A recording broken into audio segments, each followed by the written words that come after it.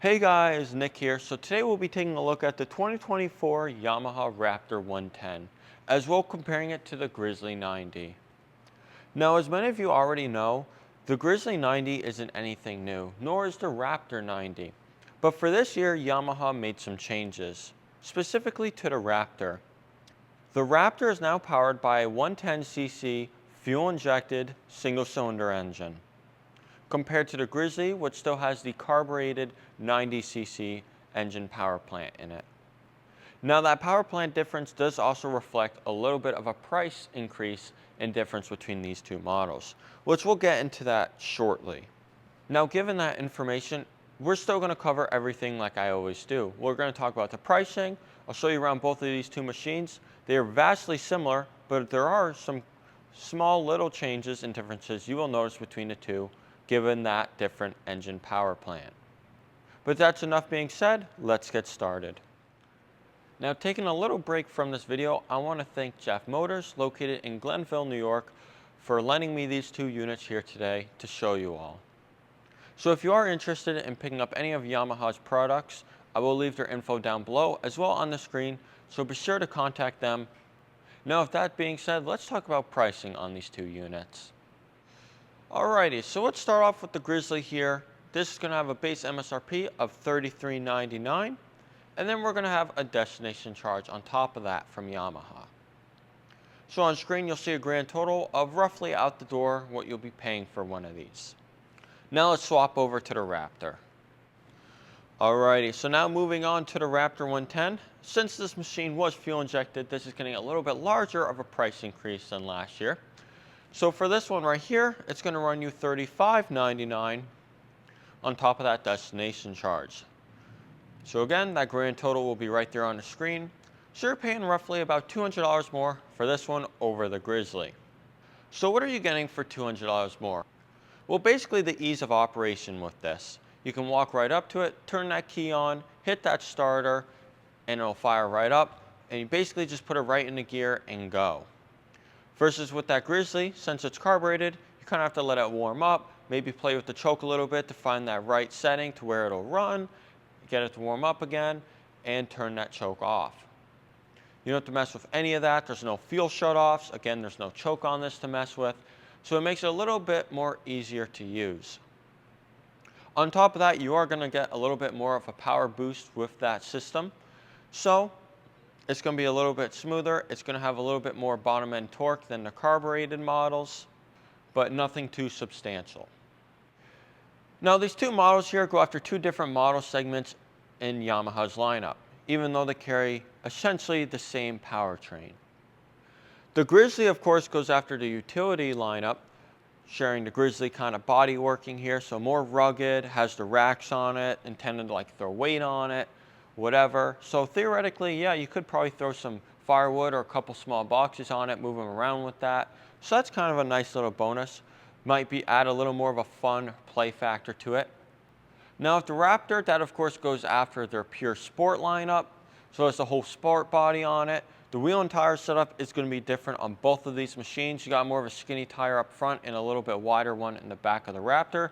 And the Grizzly has a more kind of all-terrain based tire, front and rear, but the fronts are a little skinnier than the back. So again, slight differences, but basically the same. It's the same chassis. I want to say it's the same powertrain, but it is a little bit different. These both have, of course, that forward, neutral, and reverse built in, which is really nice. So they do have a reverse. Some other companies don't put reverse on their smaller ATVs. So this is a nice little bonus that Yamaha does offer and include that on these. As well, for safety, these both do have throttle regulators, not only with a chip that is located under the seat, but also in the handlebar, there is a set screw. You can limit how much throttle these units have. So you can turn them right down if someone's a newer rider, down to like 5–10 miles an hour, and then slowly you can back out the set screw and give them more and more throttle. And on top of this, as you might notice, these machines have reflectors around them on the front sides. So that adds a little more safety aspect to these as well. So they're a little bit easier to see and they catch people's attention. As well, these do not have any working headlights or tail lights. So those do help try to counteract that.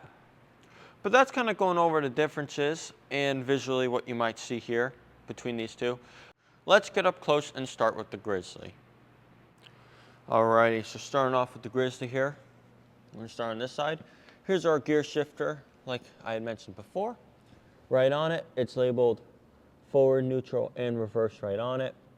So harder to see, but it is there. There you go. Down here, like the Raptor, we have our dipstick, which is our check and our fill. Then coming up front here on the right side is our on-off with our key. It says Yamaha right on it. There you go. And of course you have a secondary key right there, which is nice. Now if we are to sit on it and turn our key on, you're not going to hear anything, but you do have a little green light indicator that you are in neutral.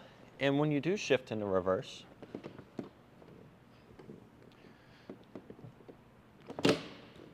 it will indicate it right there. And same for neutral, but you do not have an indicator for when it's in gear. Alrighty, so now when it goes to start it, on the left side of our handlebar, you have this brake you have to pull. Starter. I found the sweet spot that it wants to run at right now. It's a little cold. Emergency kill. We got a parking brake right up front. And on our right side, just our throttle. And up here on the back side, you'll see our set screw that I had mentioned before to regulating our throttle.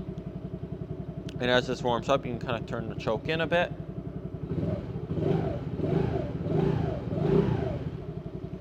So they're pretty quiet machines. They're nothing too loud. And if you walk away too far away, you won't even realize they're running. But that's really it. Of course, our fuel fill right here. And I'll show you what's under the seat. Now, instead of taking the seat off, I figured I'd do it with you. So you see how easy these are. I mean, it is a little more difficult one-handed, granted, but they're pretty simple. Nothing on the bottom of our seat to show you. But here we go. We're going to see a lot of stuff. Our battery, toolkit, books, our fuses and stuff, our air box right there. So that's really it under the seat on one of these. Of course, you have all your warning stickers up front there. On the back, you have your one with the tire pressures. These machines only run a couple PSI in their tires. I want to say, actually, we can just check.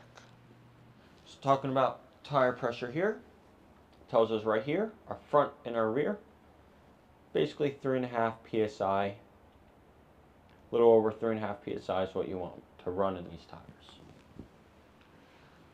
But now let's get up close and look at the Raptor. Alrighty, now walking up to the Raptor on our right side, just like the Grizzly, we got our dipstick, our gear shifter all labeled, our exhaust, our motor. Some of the stuff in here is going to look a little bit different. Hopping onto the machine now. If you notice, we got a little bit different of our center kind of dash here, and our handlebars a little different. So let's turn our key on. Got a long fuel pump prime on this. And we got a low fuel light, which is a nice bonus. And not so nice bonus is we do get a check engine light now indicator on these fuel injected models. And of course, we still have our lighted reverse. But the low fuel light is a nice little added bonus, even though it's not too hard to check your fuel level on these. On our left side, our startup is simple. You just pull your brake back to your starter. That's it. And you can hear it's kind of high idling right now, and in a little bit it'll rev down.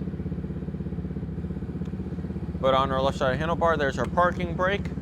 And on our right side here is that set screw, which I mentioned to you before. Under the seat, I'm not going to show you because it's exactly the same.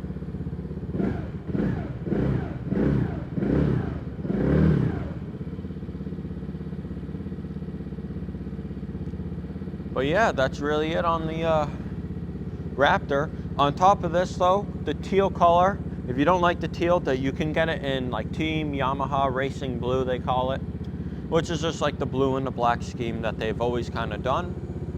But I actually really do like the teal for a change. I think it's sharp, it's bright, and I think it fits the Raptor quite well.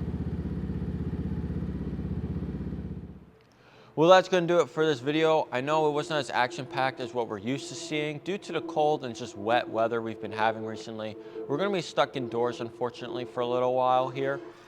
If there's any other machines from Yamaha you'd like to see on the channel, be sure to comment down below. Again, any questions, comments, concerns, give the video a like, subscribe if you are new. You guys all have a great day. Bye.